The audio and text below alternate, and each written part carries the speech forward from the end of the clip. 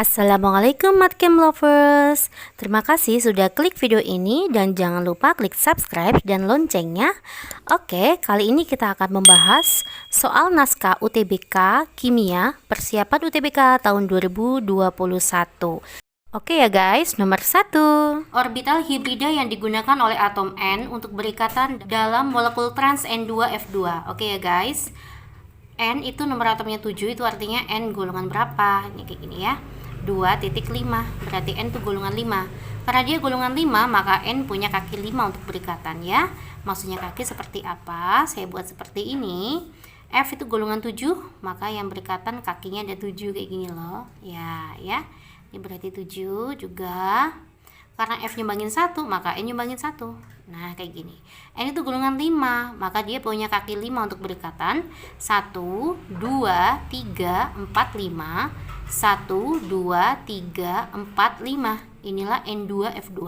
Maka bentuknya seperti ini guys. Ada F. Nah, seperti ini ya. Nah, karena dia memiliki ikatan rangkap, maka bentuk hibridanya itu adalah sp2. Ya, jadi kayak gini ya. sp3, sp2 dan sp. sp3 itu untuk ikatan tunggal, kalau sp2 itu ikatan rangkap 2, kalau sp itu untuk ikatan rangkap 3. Ya, maka bentuknya adalah sp2 karena terdapat ikatan rangkap 2. Oke ya. Next masuk nomor 2. Nomor atom X. Oh iya, maaf ya guys, ini Mbak salah ketiknya, harusnya 3. Nanti kalian lihatlah di link soalnya ya. Harga keempat bilangan kuantum untuk X3+. Oke. Langkahnya kita konfigurasikan atom netralnya dulu ya. Maka X22 saya gunakan argon 18 4s ya, 20 3d2. Baru deh kita buat X3+. Maka keambil 3 elektron ya. Yang terambil itu adalah yang valensinya paling luar ya, atau di kulit terluarnya. S hilang dulu 2, maka ini keambil 1 ya, maka sisanya 3D1 ya. Keempat bilangan kuantum kita gunakan konfigurasi terluarnya. N nya adalah 3, ini adalah subkulit yaitu L, SP, DF, karena dia D maka 0, 1, 2, 3. Inilah L nya 2 ya. Terus kita lihat ternyata D itu kan orbitalnya 5 ya. 1, 2, 3, 4, min 2, min 1, 0, plus 1, plus 2. Terisi 1 elektron, saya masukkan di sini. Maka M-nya min 2. Ternyata terakhirnya ke atas, maka S-nya adalah plus setengah. 3, 2, min 2, plus setengah. 3, 2, min 2, plus setengah. Oke guys, jawabannya adalah B. Kita lanjut ke soal nomor 3. Perhatikan kurva berikut. Berdasarkan kurva energi ionisasi ya, dapat disimpulkan unsur tersebut dapat membentuk ion bermuatan berapa guys? Kita lihat ya, berapakah tingkat energi pengionnya. Ya, ini masih normal ya. Kenaikannya masih normal, berarti kenaikan normal itu sampai pengionan ke-7. Habis itu 7 ke 8 itu sangat menjulang tinggi. Maka pengionan 8 itu bukan punyanya si atom ini, oke? Jadi energi pengionan itu hanya sampai 7. Oleh karena itu, maka dia termasuk golongan 7A ya. Kalau dia golongan 7A, maka nanti muatannya itu berapa guys? Min 1. Begitu ya. Next, kita masuk ke soal nomor 4.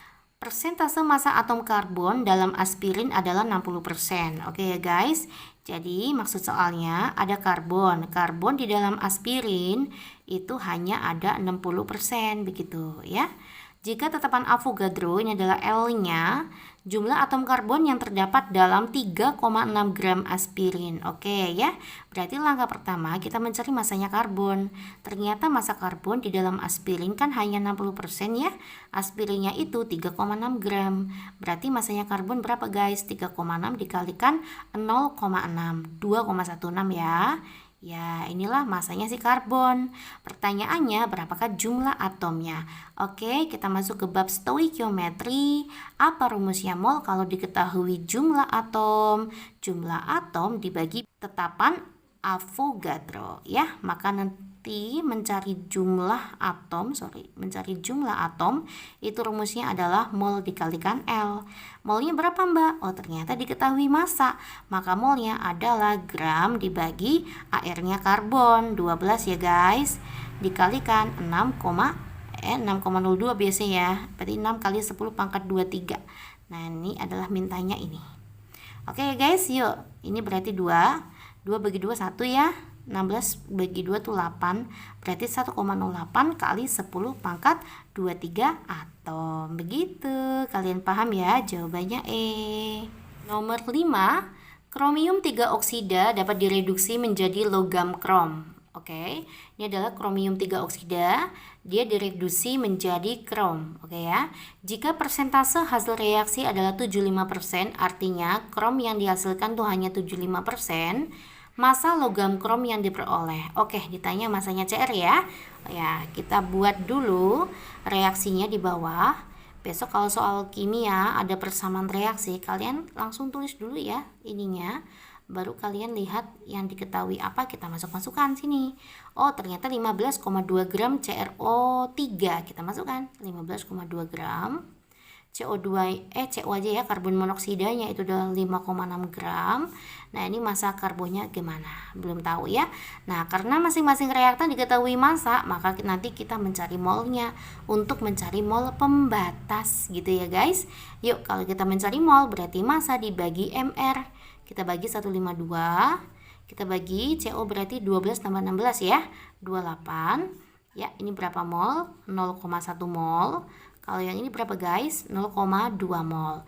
Nah setelah menentukan masing-masing molnya, kita mencari mol pembatas. Ya, mol pembatasnya yang mana? 0,1 atau 0,2? Mol pembatas belum tentu mol yang lebih kecil ya, tetapi mol pembatas adalah mol yang lebih kecil setelah dibagi koefisien. Garis bawahi itu ya. 0,1 bagi 1, 0,1. 0,2 bagi 3 itu lebih kecil ya guys. Iya, maka ini nih yang dikatakan mol pembatasnya. Maka Cr nanti menggunakan perbandingan molnya si CO. Berapakah molnya Cr? 2 per 3 dikalikan 0,2 mol gitu ya, 2 per 3 kali ini. Nah berarti berapakah sih masanya krom? Rumusnya massa itu adalah mol dikalikan atom relatifnya krom. Kita buat kayak gini aja lah ya, 2 per 3 kalikan 0,2, AR nya berapa? Oh ini ya 52. Inilah sih masanya krom. Oke, terus kita lihat ternyata krom yang dihasilkan tuh hanya 75%. Yaudah kita kali 75% ya. Yuk kita kali 75%, 75 per 100 itu kan 3 per 4 ya.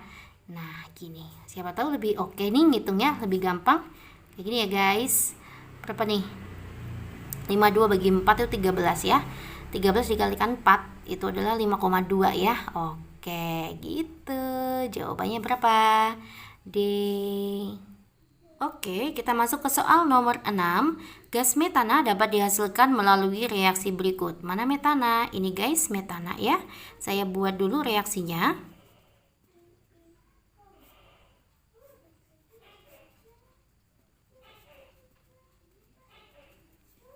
Pada tekanan dan suhu yang sama, volume gas metana yang dihasilkan dari 0,7 gram gas CO. Saya masukkan ya.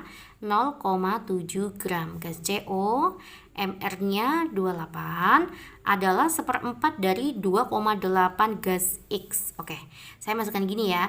Berarti artinya tuh volume CH4 itu adalah 1/4-nya volume si X. Oke, dengan X itu masanya adalah 2,8 gram.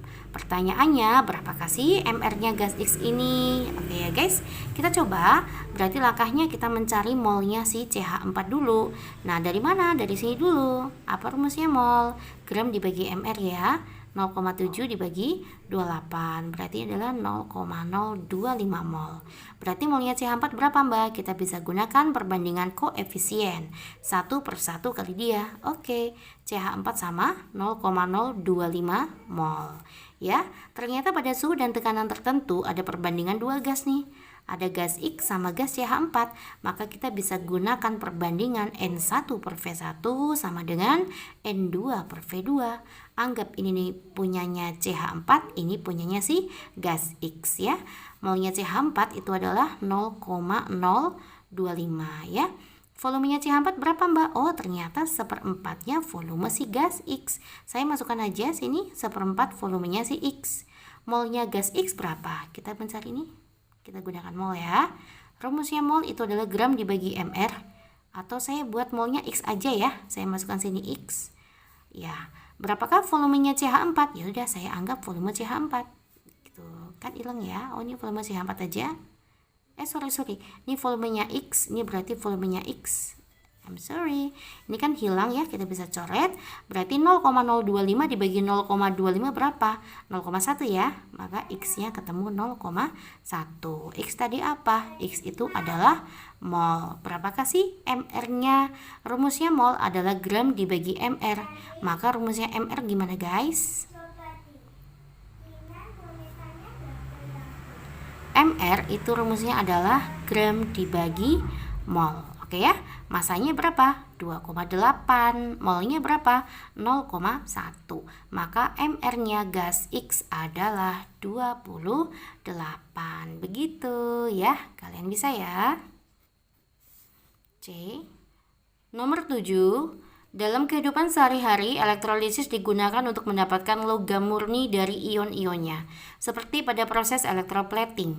Suatu percobaan electroplating dilakukan dengan memberi arus listrik sebesar 3 ampere. Oke, I-nya tuh 3 ampere ya guys. Selama 2 jam, saya masukkan T-nya 2 jam. Terhadap larutan yang mengandung ion logam X yang bermuatan 2+. X-nya tuh muatannya 2+. Di akhir percobaan diperoleh logam X murni sebanyak 7,11. Oke, masanya X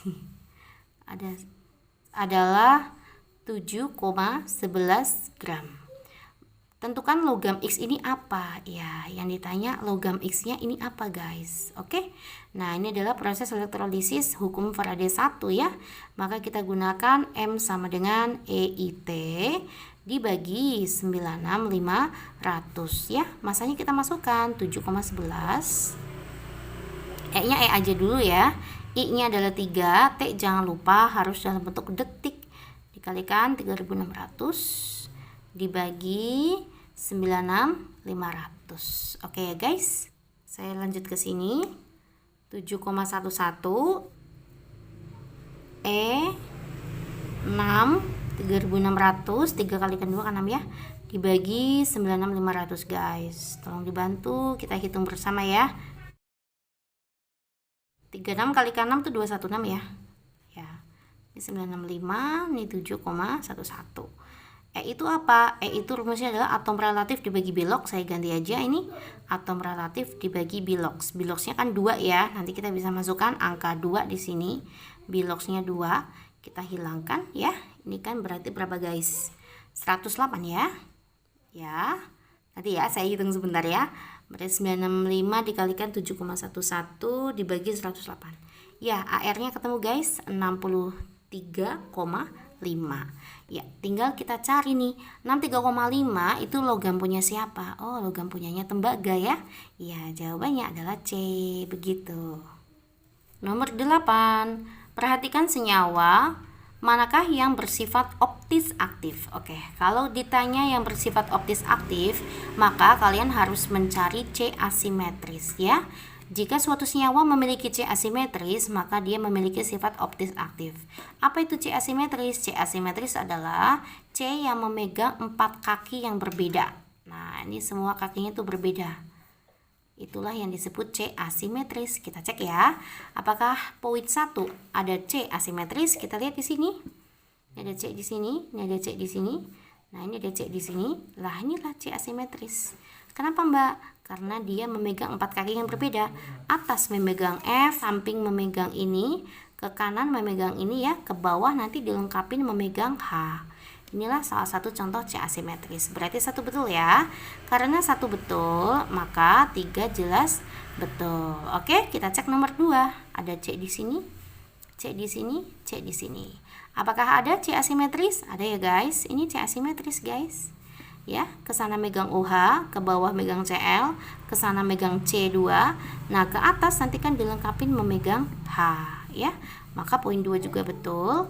Apakah poin 4 bisa juga? Kita lihat ada C. Ya, ini juga nanti sini CH3, CH3. Apakah ada C asimetris? Ada ya guys ini. Ini C asimetris. Memegang 4 kaki yang berbeda. Cl, F, ini ke sana ini semua ya. Ke atas itu nanti dilengkapi dengan H. Ya, ternyata semuanya memiliki C asimetris, maka jawabannya adalah E. Nomor 9. Oksidasi 3-metil butanol. Saya buat dulu ya. Butanol itu berarti C-nya ada 4. Di C ke-1 ada alkohol, 1, 2, 3, 4. Di C ke-3 ada metil ya. Nah, kita lihat nih, berarti dia adalah oksidasi alkohol apa? Primer, sekunder, atau tersier. Ternyata OH-nya nempel di CH2, maka ini dikatakan alkohol primer. Alkohol primer jika dioksidasi maka nanti akan menghasilkan aldehid gitu guys ya. Maka kita cari yang ada gugus aldehid langsung aja gitu, cepet. Ini berarti salah. Ini adalah gugus apa nih? Keton, salah. Ini juga keton, salah. Ini juga keton ya. Maka jawabannya adalah A. Ini ada C ya. 1, 2, 3, 4. Di sini ada si metil ya. Di C ke-3 ada metil, di C ke-1 ada gugus aldehid. Ya guys ya. Jawabannya adalah A. Nomor 10. Sistem koloid di bawah ini yang termasuk golongan aerosol. Oke ya, begini guys. Mbak buat seperti ini ya. Ada gas, ada cair, ada padat ya. Gas dalam cair, gas dalam padat, cair dalam gas, cair, padat, gas, cair, padat ya. Kalau yang namanya gas itu namanya busa, gas dalam cair namanya busa atau buih. Kalau gas dalam padat itu namanya busa padat. Sekarang kita belajar ya. Kalau yang depannya cair itu namanya emulsi. Cair dalam cair itu namanya emulsi, cair dalam padat itu namanya emulsi padat. Oke. Yang depannya padat itu namanya sol. Padat dalam cair itu sol, padat dalam padat itu sol padat. Tetapi kalau yang fase pendispersinya gas atau yang belakangnya gas itu namanya aerosol. Cair dalam gas itu aerosol, padat di dalam gas itu adalah aerosol padat. Begitu guys. Berarti manakah yang tergolong aerosol? Berarti kita cari yang cair dalam gas ya. Siapa contohnya? Ada fase terdispersi cair dalam mediumnya gas. Cair dalam gas contohnya adalah kabut ya. Kalau susu itu cair dalam cair ya. Kalau buih atau busa itu contohnya busa sabun ya. Gas dalam cair. Kalau tinta itu padat dalam cair. Kalau gel itu cair dalam padat ya. Oke, semoga kalian paham. Kita masuk ke soal nomor 11. Jika harga K untuk reaksi 2SO2 ditambah O2 menghasilkan 2SO3, ternyata K-nya adalah 25. Berapakah nilai K untuk SO3 menghasilkan setengah O2 plus SO2? Ingat ya, ini K2-nya berapa? Oke, jika kalian ketemu soal seperti ini, jangan bingung. Kalau suatu reaksi K itu ternyata dibalik, maka nanti K2 menjadi seper K1. Kalau ternyata reaksinya dikali dengan bilangan N, maka nanti K2-nya adalah K1 pangkat N. Kalau ternyata kok dia dibagi, nah dibagi dengan bilangan N, maka nanti K akhirnya adalah akar N K1. Begitu ya. Sekarang kita lihat SO3 tadinya di kanan. Oh, ternyata reaksi akhirnya mintanya di kiri ya. Maka kita balik. Karena dibalik maka K2-nya jadi 1/25. Terus kita lihat lagi. Yang tadinya koefisiennya 2, ternyata sekarang koefisiennya jadi 1. Maka dibalik dibagi 2 semuanya ini. Karena dibagi 2 maka jadi akar 2. Begitu. Jawabannya adalah 1/5 B ya.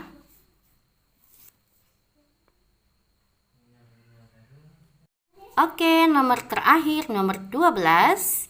Unsur A, B, C, D, E berturut-turut nomor atomnya adalah, saya langsung buat aja ya, 7, 12, 15, 33, dan 38. Saya pakai metode kulit aja ya, 27 berarti 25 ya. 85. Sorry, ini 282 guys. 285. Kita pakai argon ya. 18, 4S, 3D. Ini 30, maka 4P3, 33. Karena 38 saya pakai krypton, 36. 5S2 ya, 36 tambah 2 kan 38. Oke ya guys, pertanyaannya di antara kelima unsur tersebut yang mempunyai jari-jari terpanjang. J, jari-jari, berarti depannya J. J itu konsonan ya, maka saya buat langsung kayak gini. Karena dia sifatnya masuk ke dalam konsonan, maka sifatnya masuk ke dalam kuadran 3. Besar, besar, kecil. Bagaimana cara membacanya? Dalam satu golongan semakin ke bawah semakin besar sifatnya. Sifat-sifat yang diawali dengan huruf konsonan ya. Semakin ke kiri semakin besar, semakin ke atas semakin kecil, semakin ke kanan semakin kecil. Maka jari-jari yang paling besar gimana guys cara mencarinya? Maka kamu carilah golongan yang paling kiri dan letaknya yang paling bawah. Siapa golongan yang paling kiri? Ini golongan 5, golongan 2, golongan 5. 2 ditambah 3, ini berarti golongan 5, ini golongan 2. Nah, ya berarti golongan yang paling kiri itu adalah golongan 2. Siapa yang paling bawah? Ini adalah periode 3, berarti di baris ketiga ya. Ini adalah periode 5, berarti ini yang lebih bawah. Gitu guys ya. Jawabannya adalah E. Oke, semoga kalian semuanya paham. Pelajaran kali ini kalian bisa ya guys. Selamat belajar, semoga kalian sukses di UTBK tahun ini ya. Semangat, assalamualaikum. Sampai jumpa lagi di video matkim privat lainnya.